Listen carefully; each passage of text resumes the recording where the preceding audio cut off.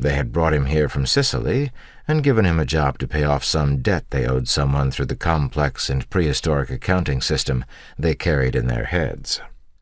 Lukey still dressed like a waiter in tight black pants and loose bloused white shirts with ancient stains on them, and he walked like a woman. But Mac also had Bert Baldwin. "See the guy with her?" asked Mac. "He's somebody we want." When he had said it, he felt a wave wash over him. It was as though he could feel a huge infusion of heat pump into his blood. What if he were wrong? He had seen him only once, by chance, and he had been a kid then. "What do you mean you want him?" asked B. Baldwin. "Does he owe you money?" Mac gritted his teeth in fierce urgency. "He's a psycho, so we have to be careful. And I think he had 2 guys with him in the rolls." B. Baldwin squinted at him. After a moment he was satisfied that he understood and thought he might be able to wrest something significant out of this.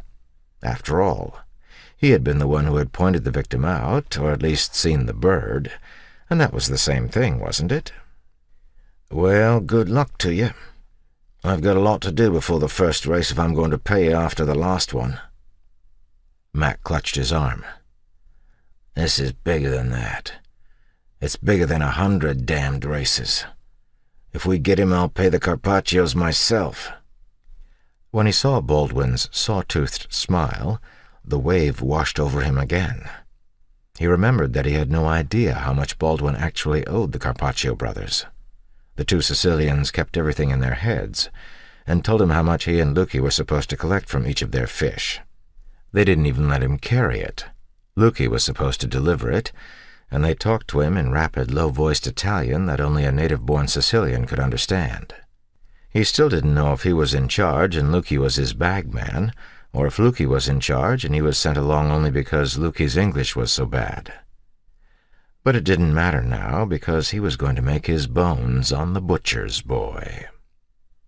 Baldwin winked and nodded to a man in the crowd Mac recognized as a pickpocket. The man sauntered over to the booth, and while Baldwin handed him his stack of betting slips, Mario turned to Lukey and searched his memory for the Italian words. "It's a question of honor. This man has acted like an animal." In fact, Mario had only a vague idea of what the butcher's boy had done, except that he had somehow managed to kill a large number of men and at the same time get Carlo Ballacantano convicted of one of the murders. And Balla was still serving a life sentence for it and sending embarrassingly inflammatory reminders through channels to the outside. Mario watched Lukey's face as he exhausted his vocabulary. "He violated hospitality, threw loyalty out the window, and made my uncle ashamed."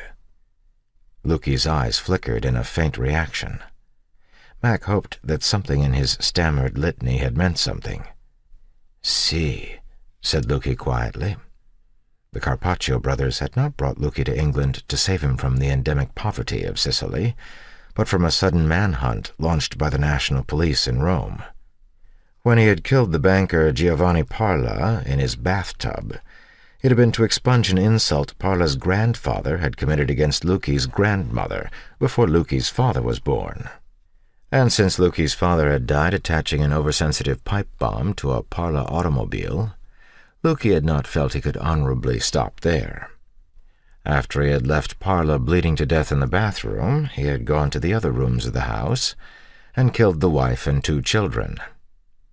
Now, he said in English, "How do you want it done?"